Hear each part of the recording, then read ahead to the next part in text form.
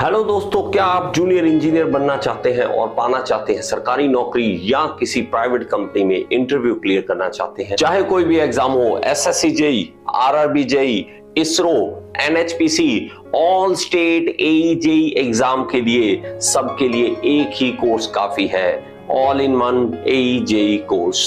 इस कोर्स में आपको मिलेंगी live classes, recordings, PDF notes, test जो आपको हेल्प करेंगे आपके एग्जाम को क्लियर करने में। इसके अलावा आपको जो भी डाउट्स है आप मेरे से डायरेक्टली पूछ सकते हैं। तो देर ना करें, आज ही ज्वाइन करें all in one AE JE course को। ये क्वेश्चन हमारा क्या आ गया बेटा, what happens when the fluid at rest there is no shear component, internal deformation is considerable या fluid element will not be subjected to normal and shear component। तो इसका मतलब क्या होता है, there is no shear component।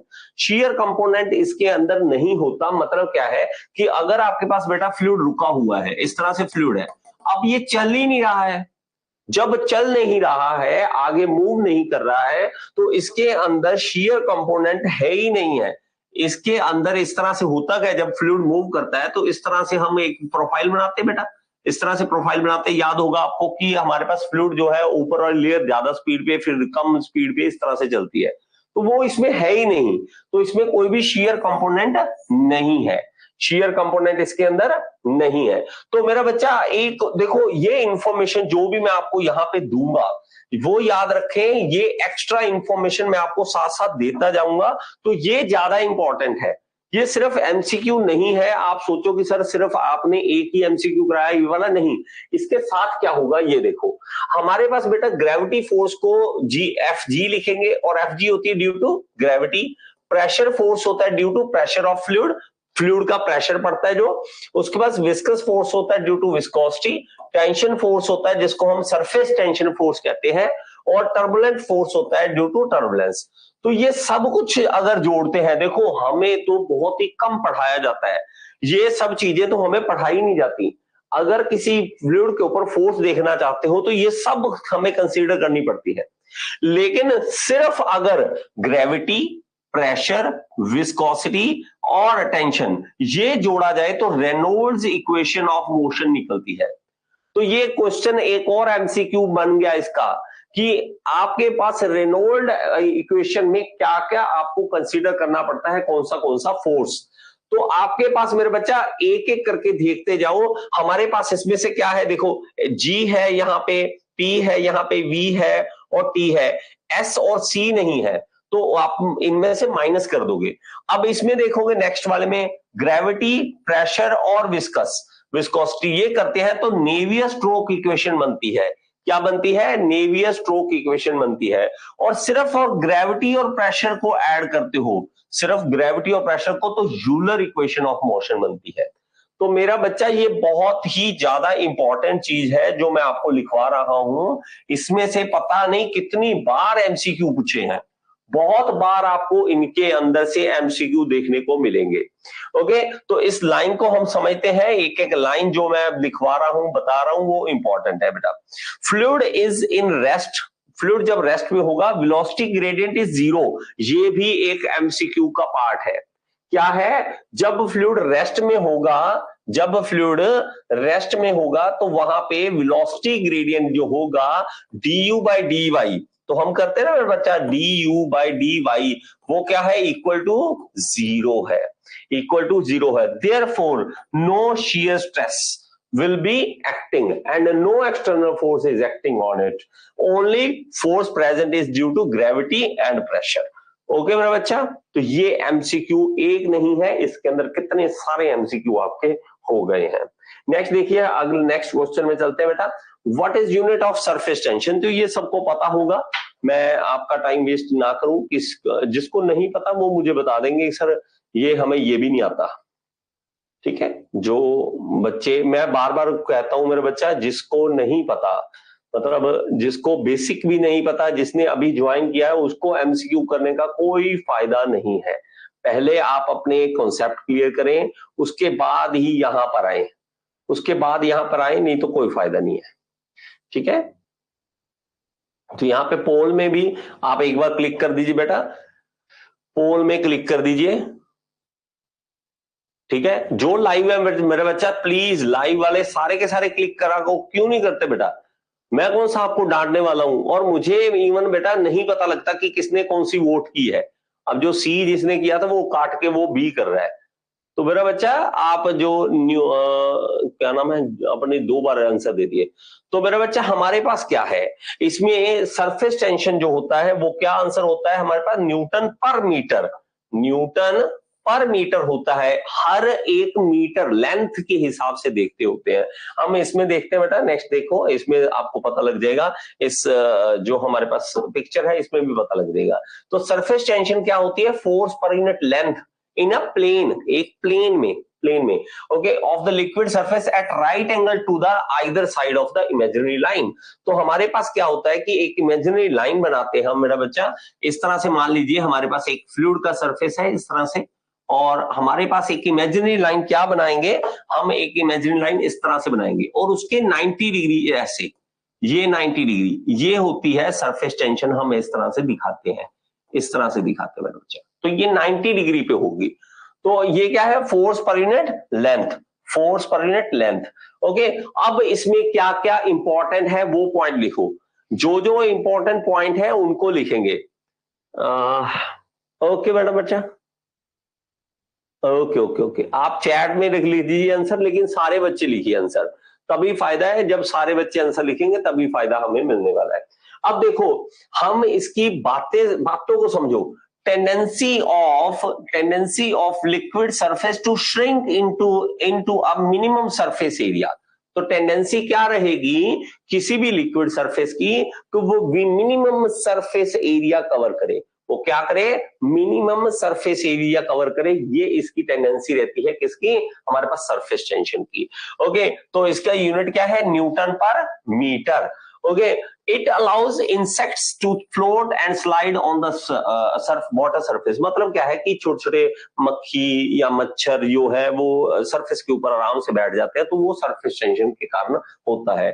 The molecules at the surface have unbalanced force rather than the molecules at the deeper and the resultant force moves downward. तो मेरे पास क्या कहता है मेरा बच्चा कि हमारे पास ये नीचे वाला सरफेस जो होता है, ये वाला हम देखेंगे बेटा, ये वाला सरफेस, ये वाले नीचे जो होते हैं, इनमें बैलेंस्ड फोर्स मिलेगा। यहाँ पे देखोगे तो ये सर्फ टेंशन मिलती है हमें, सरफेस टेंशन यहाँ पे मिलती है। तो ऊपर सरफेस पे सरफेस टेंशन मिलती है। तो अगेन मैंने मेरा बच्चा ये सारे टॉपिक करवाए हुए हैं, इसलिए जो जो इंपॉर्टेंट है वो मैं और ज्यादा समझाता जाऊंगा इसके अंदर। ओके, चलिए आगे। विच of the following does not result in poor performance of boiler. तो थर्ड का लिखें 3A 3B 3C 3D, इस तरह से आंसर देंगे बेटा आप, इस तरह से आंसर देंगे। विच of the following does not result in poor performance of boiler. तो डज नॉट है, इसको ध्यान में रखना, डज नॉट। ओके, तो जल्दी से बताइए, पुअर परफॉर्मेंस ऑफ बॉयलर। शुभ राम ज्योति, बेटा सरफेस टेंशन और बायोंसी में बहुत ज्यादा डिफरेंस है। आप अपना पहले एक बार, मैं दोबारा कहता हूं, आप अपने कॉन्सेप्ट क्लियर करके ही एमसीक्यू करो, नहीं तो नहीं फायदा, नहीं फायदा, आपको पढ़ने का फायदा नहीं है।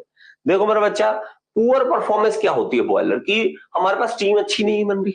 बात ये होती है कि स्टीम हमारे पास अच्छी नहीं बन रही है। अब स्टीम अच्छी ना बनने के क्या क्या कारण हो सकते हैं। पहली बात तो पुअर कंबस्टन, कि जो ज्वलन है, जो कंबस्टन हो रहा है वो प्रॉपर नहीं हो रहा। तो ये बात तो सही है कि अगर प्रॉपर नहीं होगा तो भाई साहब हम कैसे उसमें से अच्छी परफॉर्मेंस ले लेंगे। सरफेस फाउलिंग, सरफेस फाउलिंग क्या होती है कि सरफेस के ऊपर कोई एक परत जो है वो सरफेस के ऊपर लेयर जम जाएगी और वो वाटर के अंदर हीट को पूरी तरह से ट्रांसफर नहीं करने देगा, तो भी परफॉर्मेंस होती है। बॉयलर माउंटिंग, अब बॉयलर माउंटिंग का उसके साथ कोई रिलेशन नहीं है मेरे बच्चा। बॉयलर माउंटिंग उसको चलने में हेल्प करते हैं, लेकिन पुअर परफॉर्मेंस मतलब स्टीम बन रही है, अच्छी बन रही है, नहीं बन रही है, उसके ऊपर कोई इफेक्ट नहीं है। तो C is the right answer. यहाँ पे पुअर वाटर क्वालिटी, हाँ वाटर क्वालिटी अच्छी नहीं होगी तो भी स्टीम नहीं बनती है। So boiler mounting is the right answer, C is the right answer. Okay, कोई कुछ कहता है मेरा बच्चा, आप आपकी क्या क्या सुने हम, ये नहीं समझ, टाइमर चलता है उसमें, वो सही है, ठीक है। चलो कोई बात नहीं मेरा बच्चा विनोद, ये नहीं है आपका बी राइट आंसर नहीं होगा, इसके अंदर हमारे पास बॉयलर माउंटिंग होगा। और मैं बार बार कहूंगा मेरा बच्चा, आपको सिर्फ पढ़ने से नहीं बात बनेगी, एमसीक्यू से बात बनेगी। एमसीक्यू ज्यादा से ज्यादा करो, जितने ज्यादा कर सकते हो एमसीक्यू करो। अब तो वैसे ही एमसीक्यू का वेटेज बहुत ज्यादा बढ़ चुका है। ये होता है बेटा सरफेस फाउलिंग होता है। सरफेस फाउलिंग जो होता है वो हमारे पास, ये देखिए, ये होता है सरफेस फाउलिंग बेटा। सरफेस फाउलिंग में हम देखते हैं कि यहाँ पे देखो, ये पूरे ऊपर परत जम गई है एक, जिसके कारण जो हमारे पास हीट ट्रांसफर जो होती है वो प्रॉपर नहीं हो सकती, तो ये सरफेस फाउलिंग होता है। तो ये भी मैंने आपको सिखाया नहीं है, तो इसलिए फायदा मिल जाएगा, आपको सीखने को मिल जाएगा। अब सरफेस फाउलिंग को थोड़ा सा और समझ लेते हैं बेटा। आई होप ये पढ़ने में सही होगी। ये लाइंस बहुत सारी इंफॉर्मेशन छुपी हुई है इसमें। देखो, जब हमारे पास कहता है कि आप कोयला जलाते हो, तो उसके अंदर इन ऑर्गेनिक एलिमेंट्स होते हैं, ठीक है। क्या है बेटा? ओके ओके, देखो प्रमोद, यही है एमसीक्यू। क्या चीज होते हैं कि हमें फोकस करना पड़ता है, एक एक को पढ़कर आंसर देना है। और आपको बार बार कहूंगा मेरे बच्चा, आप में से कोई भी ऐसा ना हो जो रिप्लाई ना करे। एमसीक्यू गलत कर दो, कोई इशू नहीं है, गलती बेटर है, गलती करो। और वो गलती इवन याद रहती, मेरे से गालियां खाओ, मेरे से डांट खाओ, इस डांट का फायदा आपको जो याद रहता है, यहाँ दो डांट है ना, वो यहाँ छप जाती है कि सर ने गालियां दी थी, सर यार ये गलत कर दिया था उस टाइम मैंने, तो वो पेपर में आ गया, वो गालियां याद आ जाएंगी, ओहो इसके कारण तो गालियां पड़ी थी, क्यों दोबारा गलत करना। बात समझ रहे हो? अब देखो, अब हमारे पास क्या होता है कि हमारे पास जब कोयला बर्न करता है, तो उस टाइम हमारे पास वेपराइजेशन होती है इनऑर्गेनिक एलिमेंट्स की। इनऑर्गेनिक एलिमेंट्स की वेपराइजेशन मतलब वेपर्स बन जाते हैं उसके। लेकिन जब वो ठंडा होता है, जब बॉयलर ठंडा होता है, तो वो पूरे सरफेस के ऊपर जम जाती हैं इनऑर्गेनिक एलिमेंट, जो हवा में उड़ गए ना, तो वो उड़ गए, लेकिन वो बॉयलर के अंदर ही थे, जब ठंडे हुए तो सरफेस के ऊपर जम गया, तो उसके कारण हीट ट्रांसफर बहुत ही खराब होती है, बहुत ही खराब हो जाती है। ओके, तो ये क्या करता है, surface fouling can negatively effect power plant reliability and efficiency. ये इंपॉर्टेंट है कि सरफेस फाउलिंग जो है, अब ये सरफेस फाउलिंग मैंने आपको नहीं करवाया हुआ, क्योंकि हमारी बुक्स में कई बार इसको मिस कर देते हैं, या हम गलती से कोई ना कोई टॉपिक मिस कर देते हैं, तो यहाँ पे हमारा वो फायदा देगा हमें। ओके, तो पुअर कंबस्चन देखो, पुअर कंबस्चन मतलब हमारे पास अच्छी तरह से कंबस्चन नहीं हो रही है, तो वो होता है इनकम्प्लीट और poor combustion will occur if there is insufficient air. अगर अच्छी एयर ना हुई, अगर अच्छी एयर ना हुई, तो वहां पे जो ज्वलन प्रक्रिया होगी, जो हमारे पास कंबस्चन होगा, वो सही नहीं होगा। ओके, तो उसके कारण भी हमारे पास क्या हो जाता है, इनसफिशिएंट अमाउंट ऑफ एयर होगा, तो उसके कारण हमारे पास अनबर्न्ड फ्यूल होगा, सूट होगा, स्मोक होगा, कार्बन मोनोऑक्साइड होगा, तो वो फायदा हमें नहीं देने वाला बेटा। तो उसके कारण क्या होगा, सरफेस फाउलिंग होगी, पोल्यूशन होगा, लोअर कंबस्चन एफिशिएंसी होगी, फ्लेम इंस्टेबिलिटी होगी, risk of explosion and backfire, ये सब कुछ हो सकता है। ओके, अब आगे देखिए, इसमें बॉयलर माउंटिंग तो हमें पता है बेटा, जो क्या होते हैं, बॉयलर का असेंशियल पार्ट होते हैं, बॉयलर का असेंशियल पार्ट होते हैं। ये देखिए, जो मैं स्पेशल कर रहा हूं, इसको बहुत ही स्पेशल तरीके से याद करो। असेंशियल कंपोनेंट है without which the boiler can not function, इसके बिना बॉयलर फंक्शन नहीं कर सकता, और ये सेफ्टी के लिए होते हैं, ये सेफ्टी के लिए होते हैं। पुअर वाटर क्वालिटी क्या है, इम्प्योरिटी आ गई गैसेस की, और गैसेस आ गई, in low quality boiler feed water can harm the entire system. तो ये सब कुछ हार्म कर सकता है, जिसके कारण डिक्रीज इन एफिशिएंसी होता है। Worse and yet boiler of system leaks, तो और ज्यादा क्या होगा, बॉयलर भी खराब होगा। सर सूट मींस, सूट की पिक्चर आपको दिखाता हूं बेटा, सूट की आपको पिक्चर दिखा देता हूं, तो आपको समझ आएगा। एक मिनट, पिक्चर आपको अच्छी जी पिक्चर दिखाता हूं, तो ज्यादा अच्छा समझ आ जाएगा। तो जो मेरा बच्चा आपको ये जो कालापन नहीं होता बेटा, मतलब एक हिंदी में एक वर्ड्स बताऊं आपको, रुको। सूट इन हिंदी है ना, हिंदी में देखते बेटा, हिंदी चिमनी की कालिक, कालिक बेटा, कालिक समझते हो, कालिक जो आप जब देखते हो कि कालिक उड़ रही है, जब आप धुआं आग जलती है तो कालक कालिक दिखती है, हिंदी में कालिक बोलते हैं बेटा, हम नॉर्थ इंडिया में तो ये बोलते हैं। अब आपके एरिया में क्या बोलते हैं मुझे नहीं पता। अब आग जब जलती है तो एक काला काला सा दिखेंगे, पार्टिकल दिखेंगे, उसको सूट बोलते हैं बेटा, कालिक, कालिक। ओके, आ जाइए आगे। ओके, अब देखो हमारे पास इसमें भी और ज्यादा हम क्या क्या पढ़ेंगे इसके अंदर। देखो सेफ्टी वॉल्व्स, देखिए सेफ्टी वॉल्व्स होते हैं बॉयलर माउंटिंग्स में, कौन कौन से सेफ्टी वॉल्व होते हैं ये बड़ा इंपॉर्टेंट है बेटा। इसमें क्या है, देखो सेफ्टी वॉल्व किसमें होते हैं, बॉयलर में लगे होते हैं ओवर प्रेशराइजिंग को कंट्रोल करने के लिए, ओवर प्रेशराइज ना हो जाए, प्रेशर ना ज्यादा बढ़ जाए। और नॉर्मली 3 सेफ्टी वॉल्व होते हैं, ये इंपॉर्टेंट लिख लो बेटा। 3 सेफ्टी वॉल्व होते हैं बॉयलर के अंदर। एक होता है सुपर हीटर में और बाकी 2 होते हैं स्टीम ड्रम में। इसको इंपॉर्टेंट में लिख लो, इंपॉर्टेंट में लिख लो बेटा। ओके, इसको इंपॉर्टेंट में लिख लिया बेटा। अब आगे स्टीम स्टॉप वॉल्व क्या है। स्टीम स्टॉप वॉल्व हमारे पास क्या है, ये कनेक्टेड होता है बॉयलर को, कि ताकि स्टीम को फ्लो को रेगुलेट करने के लिए कि फ्लो आगे जाएगा या नहीं आएगा, regulate steam flow. Okay, pressure gauge क्या है, प्रेशर चेक करने के लिए कितना प्रेशर है इस टाइम, तो वो हमारे पास लगा होता है बेटा। और ये क्वेश्चन एक बार पूछा हुआ बेटा, ये 3 सेफ्टी वॉल्व लगे होते हैं, ये पूछा हुआ क्वेश्चन है। ओके, आ जाइए। एक होता है वेंट वॉल्व। वेंट वॉल्व क्या होते हैं, हमारे पास जब हम पानी डालते हैं ना बेटा बॉयलर के अंदर, तो वहां पे वेंट वॉल्व्स होते हैं, ताकि एयर जो है, अगर उसके अंदर एयर हो, देखो हर जगह पे कहीं भी हम करते हैं ना, तो हमें एयर को जाने के लिए, पास करने के लिए जगह देनी पड़ती है।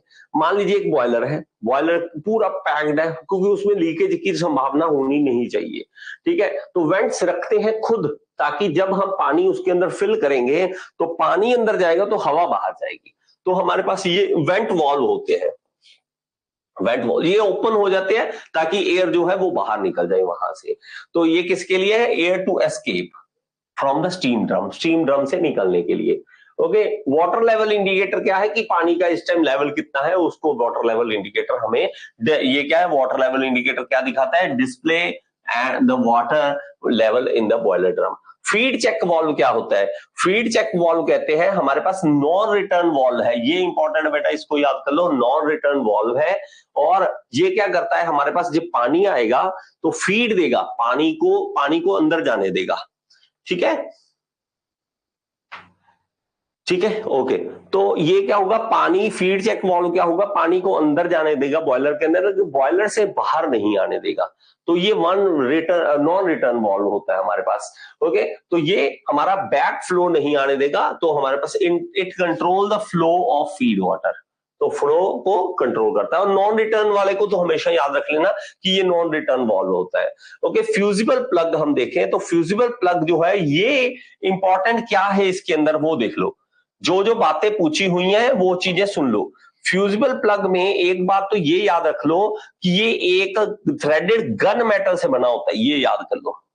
क्या है ये, गन मेटल से बना है। इसको मैं कलर को ही हल्का सा करता हूं, ये देखिए गन मेटल से बना हुआ है, और ये कॉनिकल प्लग होता है, ठीक है, गन मेटल से बना हुआ होता है, और ये कॉनिकल होता है। और इसके अंदर होता क्या है कि हमारे पास एक छोटी सी फ्यूजिबल प्लग क्या है, जैसे आपने देखा है हमारी बिजली वाले में भी, आपने जो सप्लाई आती है, मीटर के पास एक फ्यूज लगे होते थे, आजकल तो बड़े अलग तरीके के आ गए, हमारे टाइम में ऐसा होता था कि वहां पे फ्यूज उड़ गया, कहते फ्यूज उड़ गया, वो क्या होता था, वहां से निकालते एक वायर होती थी, एक वायर अगर वहां पे सप्लाई गलत आती तो वायर खुद सड़ जाती थी और कनेक्शन को तोड़ देती थी। तो इसी तरह हमारे पास फ्यूजिबल प्लग है, ये क्या करेगा, ये मेल्टिंग पॉइंट इनका कम होता है, और ये क्या करेगा, ये खुद फ्यूज हो जाएगा, और वहां पे जब आग जल रही है, फायर जल रही है, वहां पे पानी डाल देगा, कि ओवर अगर हो गया, हमारे पास ओवर प्रेशराइज हो गया और उसमें हमारे पास नहीं चाहिए और प्रेशर, अगर हमारी लिमिट से ज्यादा क्रॉस कर गया, तो वहां पे फ्यूजिबल प्लग फ्यूज हो जाएगा और वहां पे पानी डाल देगा, आग बुझा देगा, आग बुझा देगा। ओके, तो हमारे पास ये क्या है, गन मेटल सिलेंड्रिकल है। और इसमें एक और है, लो मेल्टिंग पॉइंट अलॉय डाला जाता है, सच एज टिन, टिन लो बनाया जाता है। तो मैं आपको आगे जाके पिक्चर दिखाऊंगा इसका, ठीक है, तो ये मैं पिक्चर दिखा दूंगा आपको, तो उससे समझ आ जाएगा। ओके मेरे बच्चे, आगे चलते हैं। नेक्स्ट देखिए, नेक्स्ट है हमारे पास compression ratio of compression ignition engine is. तो ये तो आसान है, मैंने क्यों इसको ज्यादा टाइम वेस्ट नहीं करना, अगर आप बता सकते हो तो बहुत अच्छी बात है।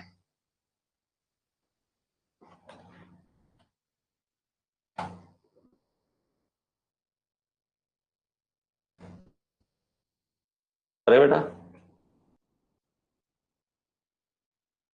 हाँ ये भी कर सकते हैं।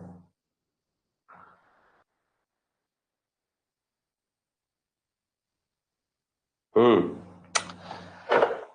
ये पोल वाला ऑप्शन क्या सामने नहीं दिखता होता क्या? मुझे पता नहीं है, मैं एज ए स्टूडेंट नहीं देखा ना मैंने कभी। एज ए स्टूडेंट मैं देखूंगा कि ये कैसा आता है, ये पोल का ऑप्शन किस तरह से आता है। ठीक है, पोल वाला ऑप्शन भी देखूंगा। तो B is the right answer बेटा, B is the right answer. तो हमारे पास कंप्रेशन इग्निशन मतलब डीजल इंजन, तो डीजल इंजन में हम क्या रखते हैं, हमारे पास 12 से लेके 22 तक हुआ कंप्रेशन रेशियो रहता है, कंप्रेशन रेशियो हमारे पास रहता है। ओके, अब देखो, अब कुछ इसमें ना आपस में डिफरेंसेस है, वो नोट कर लो बेटा, जो जो मैं नोट करवाऊंगा। देखो, एसआई इंजन और सीआई इंजन, ये इसमें क्या यूज होता है, एसआई में पेट्रोल और इसमें क्या यूज होता है, डीजल यूज होता है।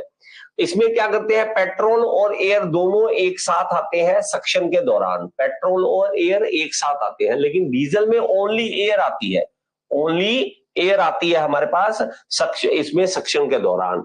और इसमें क्या होता है, pressure at the end of compression is about 10 बार, तो इसमें प्रेशर जो होता है 10 बार का रहता है। ये क्लियर दिख रहा है मेरा बच्चा आपको? ये क्लियर दिख रहा है क्या? ये चीज क्लियर दिखने पढ़ पा रहे हो?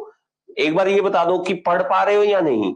अगर नहीं पढ़ पा रहे तो उसका कोई सोल्यूशन निकालना पड़ेगा, ठीक है, क्योंकि इंफॉर्मेशन बहुत ज्यादा हो जाती है, तो उसको इंफॉर्मेशन को बताने के लिए जरूरी हो जाता है कुछ काफी चीजें लिखनी पड़ती है हमें।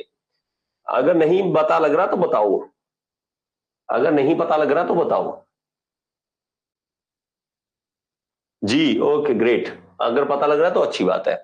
तो मेरा बच्चा देखो, इसमें जो pressure at the end of compression है वो 35 बार है। ये बड़े ही इंपॉर्टेंट पॉइंट्स में लिखते चलो, 35 बार इसका प्रेशर रहेगा। ओके, तो हमारे पास क्या है, इसमें स्पार्क प्लग लगा होता है जलाने के लिए, जब चार्ज को जलाने के लिए स्पार्क प्लग लगा होता है। और इसमें हमारे पास क्या है कि हम प्रेशर इंक्रीज करते हैं और उसको इतना कंप्रेस किया जाता है कि उसका टेम्परेचर हाई हो जाए और वो अपने आप ही जल जाए, उसमें जब डीजल छिड़का जाए, एयर आती है अंदर और उसको दबाया जाता है बहुत, जब टेम्परेचर बढ़ जाता है उसके अंदर डीजल छिड़क देते हैं, वो टेम्परेचर देख के खुद ही बेचारा जल जाता है। तो इसको क्या करते हैं, देखो कंप्रेस्ड करते हैं एयर को 600 डिग्री सेंटीग्रेड तक, बताओ 600 डिग्री सेंटीग्रेड और 35 बार के प्रेशर तक हम इसको कंप्रेस करते हैं, तब उसके अंदर डीजल को छिड़काव किया जाता है। ओके, डीजल को छिड़काव किया जाता है। और इसमें क्या करते हैं बेटा, कार्बोरेटर इज यूज, इसमें कार्बोरेटर यूज करते हैं। ओके, इसमें कार्बोरेटर कितना, कार्बोरेटर ही बताता है कितना हमारे पास पेट्रोल जाएगा और एयर जाएगा। इसमें हम फ्यूल इंजेक्टर को यूज करते हैं, फ्यूल इंजेक्टर जो है वो इसके अंदर यूज किया जाता है, पंप करता है और वो छिड़काव करता है डीजल का। और ये वर्ड जरूरी है बेटा, ऑटोमाइज, एटोमाइज जो है मतलब वो छोटे छोटे पार्ट्स में उसको, छोटी छोटी बूंदों में, बूंद जो है ना उसको भी छोटे छोटे पार्ट्स में बांट के फिर आगे जाने देता है।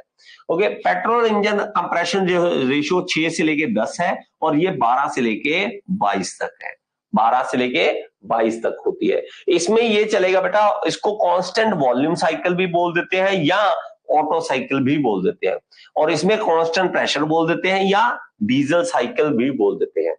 और ये भी आपको मिलने वाला है पीडीएफ, सो डोंट वरी कि सर क्या क्या लिखे, हमें तो लिखा नहीं है, टाइम नहीं है, सुन लो समझ लो, ये पीडीएफ आपको मिल जाएगा, सो डोंट वरी। इसमें लेस वाइब्रेशन, हाँ ये बड़ा इंपॉर्टेंट है बेटा, वाइब्रेशन बहुत कम होता है पेट्रोल इंजन में। तो पेट्रोल वाली गाड़ी में ना आप 1000 किलोमीटर का सफर कर लो तो आपको पता नहीं लगेगा, इतना आपको थकावट नहीं होगी। यही आप डीजल इंजन वाली गाड़ी में 1000 किलोमीटर जाओगे तो आपको पता लगता है कि हाँ इसमें डिफरेंस है। ओके ओके, उसमें हमारे पास वाइब्रेशन ज्यादा होती है। आगे चलते हैं, इंजन वेट इज लेस, इसमें इंजन वेट ज्यादा होता है। It emits carbon monoxide, it emits carbon dioxide, इसमें कार्बन मोनोऑक्साइड बन सकती है, इसमें कार्बन डाइऑक्साइड बनती है, तो थोड़ा सा डिफरेंस इसमें रहता है। ओके, ये डिफरेंस आप पढ़ लीजिए। In the context of fluid mechanics which of the following is incorrect, तो ये आपको ऑप्शन दे रहा हूं मेरे बच्चा, आप जरूर इसको ट्राई करें और ये ट्राई करें 5वां क्वेश्चन। ओके, 5वां क्वेश्चन जो है वो आप ट्राई करें बच्चे, और सारे आंसर जरूर दें बेटा, ऐसे फायदा नहीं है। चैट इसमें जाओ, पोल में POLL पोल लिखा हुआ है, देखो आपकी स्क्रीन पे, उस पे जाके इसमें पोल जरूर कर दो, एक बार पोल जरूर कर दो जल्दी से। 5th क्वेश्चन बेटा, 5th क्वेश्चन। ओके, पोल जरूर कर दिया करें। अब बताओ, अब ये तीन तीन अलग अलग तरह के आंसर आ रहे हैं, तो ऐसा नहीं है बेटा। देखो बड़े ही ध्यान से सुनो, तब समझ आएगा आपको। Fluid continuous in motion under the application of shear stress. अब देखो क्या है ये, विच of the following is incorrect, ये याद रखना बेटा। अब ये गलत चीज हो जाती है, आपको फोकस जो है वो सीधा रखना पड़ेगा, वो फोकस जो है वो सीधा रखना पड़ेगा। इनकरेक्ट पूछा है, करेक्ट नहीं पूछा है। फ्लूइड कंटिन्यूस इन मोशन, जब आप shear फोर्स लगाओगे, shear स्ट्रेस लगाओगे तो कंटिन्यूसली मूव करेगा, हाँ मूव करेगा, क्योंकि shear स्ट्रेस लगाते जाओगे तो मूव करता जाएगा। Fluid does not deform continuously under shear stress, तो ये गलत बात है, मतलब ये आंसर सही है, इनकरेक्ट है। So this one is the right answer, जिन्होंने भी बी आंसर दिया उनका सही है। Fluid can not sustain any shear stress, हाँ भाई मेरे बच्चा, तो अगर वो रेस्ट में है और फ्लूइड सस्टेन नहीं कर सकता। Fluid deforms under very small shear stress, हाँ थोड़ी सी shear स्ट्रेस को भी करता है। इनकरेक्ट पूछा है, हाँ जी मेरा बच्चा, इनकरेक्ट पूछा है। आपने क्या दिया आंसर आपका सही है, लेकिन आपने उल्टा जवाब दिया है, लेकिन आपका सही हो गया आंसर, इनकरेक्ट पूछा है। ओके, तो हमारे पास मेरे बच्चा, हमने फ्लूइड के बारे में पूछा था, ये देखा था फ्लूइड क्या है, is a substance that continuously deform और flow under the application of shear stress. इसकी क्या है डेफिनेशन, कि फ्लूइड क्या है जो वो shear स्ट्रेस को सहन ना कर सके और वो जल्दी से जल्दी मूव करना स्टार्ट कर दे। ओके, फ्लूइड के हमारे पास जो देखेंगे, हमारे पास क्या होते हैं, fluid are the phase of matter are and include liquid, gas and plasma. ये देखिए मेरे बच्चा, आपको कभी भी मैंने ये नहीं बताया कि प्लाज्मा, ये कभी नहीं बताया, लेकिन ये होता है। मैटर जो होता है बेटा, मैटर हमारे पास 3 नहीं 4 तरह का होता है। हम उसमें देखते हैं सॉलिड, लिक्विड, गैसियस, और हमारे पास होता है एक प्लाज्मा।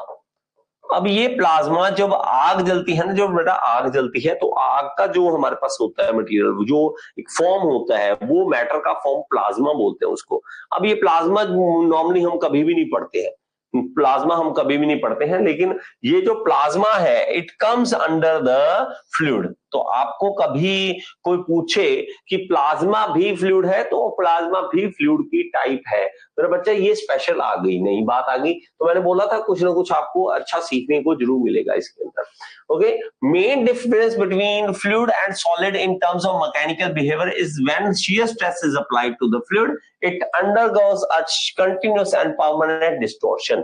और इसके अंदर कहता है सॉलिड और इसमें फ्लूइड में यही डिफरेंस है कि सॉलिड पे अगर फोर्स लगाओगे तो shear stress तो सहन करने की कोशिश करेगा और इवन वापस भी आ सकता है, अपनी शेप गेन कर सकता है। लेकिन फ्लूइड एक बार गया तो गया, आगे गया तो गया, वापस नहीं आता। Okay, fluid had no permanent resistance to shearing, तो कोई रेजिस्टेंस नहीं है, वो सीधा रेजिस्ट करता ही नहीं है, सीधा निकल जाता है। Okay, inability of fluid to resist shearing stress gives them their characteristic ability to change shape और फ्लो, तो इसीलिए वो अपना शेप, अपना साइज वो चेंज कर लेते हैं। Okay, as a result fluid can be defined explicitly as a substance that deforms continuously. एक ही बात को बार बार कह रहा है कि हमारे पास सेम shear स्ट्रेस को सहन नहीं करता, वो बार बार डिफॉर्म आगे हो जाएगा। आगे चले बेटा। ओके, तो हमारे पास आगे नॉन न्यूटन वाला बाद में करेंगे। सेंट्रीफ्यूगल पंप, तो ये आप आंसर दे दे बेटा, इसका आंसर दे देंगे 6 का।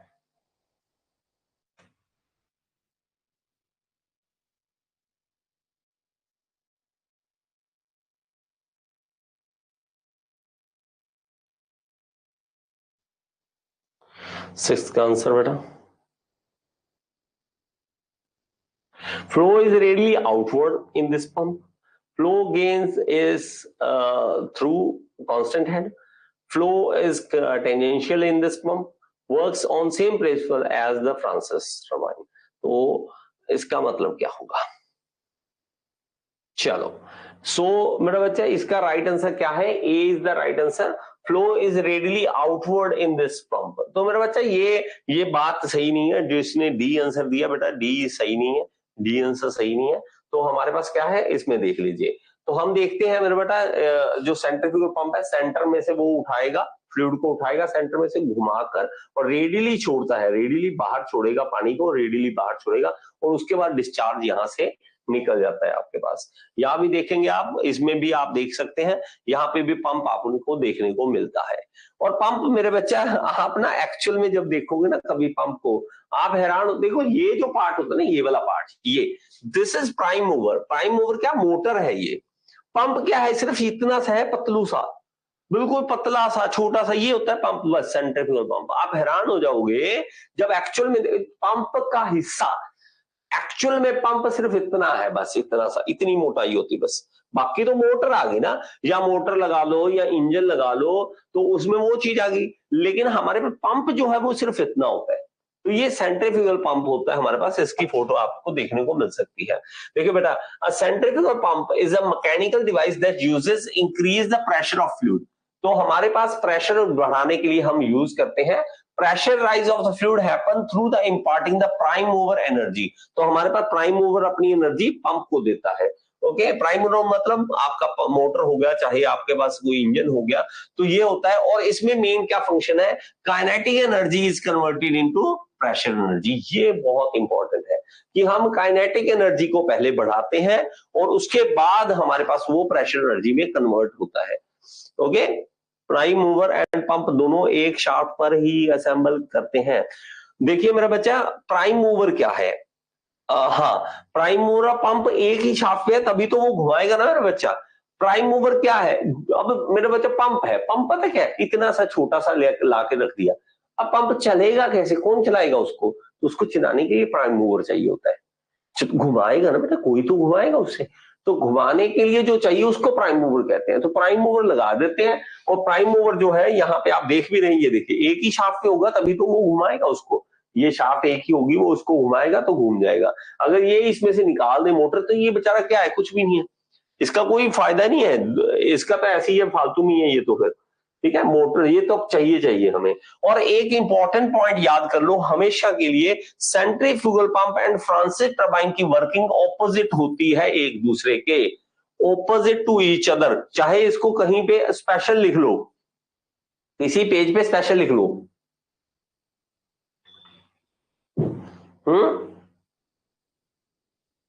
इस पेज को, इस पॉइंट को स्पेशल लिख लो बेटा.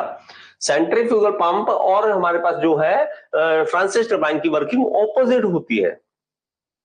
ओके, आगे देखिए. A fusible plug must be used primarily for the safety purpose in which of the following type of boiler. तो ये आंसर देंगे बेटा जल्दी से.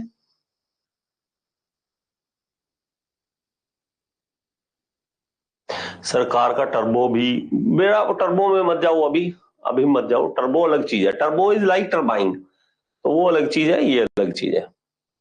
कपलिंग से कनेक्टेड होता है. ठीक है, अलग अलग तरह की होता है बेटा. किसी में कैसे जोड़ते हैं, किसी में तो एक ही शाफ्ट के ऊपर ही जोड़ कनेक्ट कर देते हैं, तो हमें कपलिंग की जरूरत नहीं पड़ती, एक साथ सीधे ही जोड़ देते हैं उसको. इसका बताओ जल्दी से.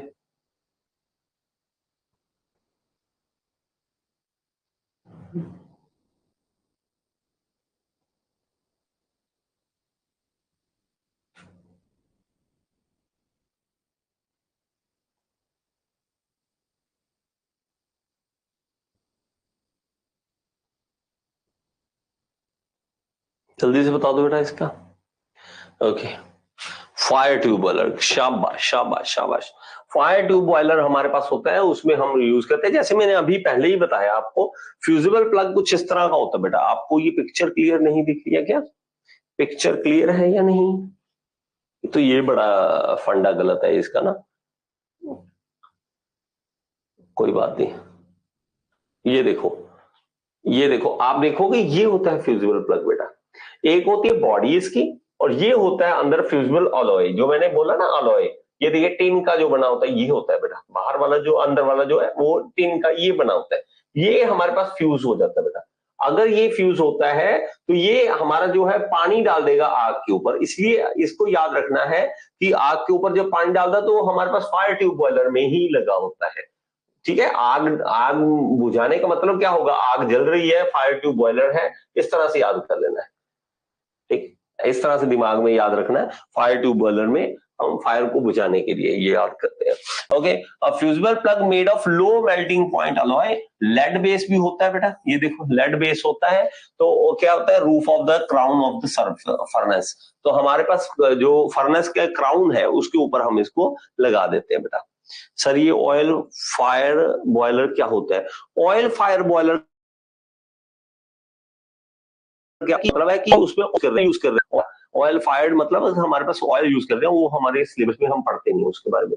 If the water level in the shell falls below the certain level, कहता है पानी अगर कम हो जाए, वाटर लेवल हमारा कम हो जाए, और the fusible plug melt down due to overheating हो जाएगी, and water pour down through the hole and formed and put down the fire, तो आग को वो बुझा देगा। ओके, तो हमारे पास बॉयलर माउंटिंग और एक्सेसरीज में आपको डिफरेंस पता होना चाहिए बेटा।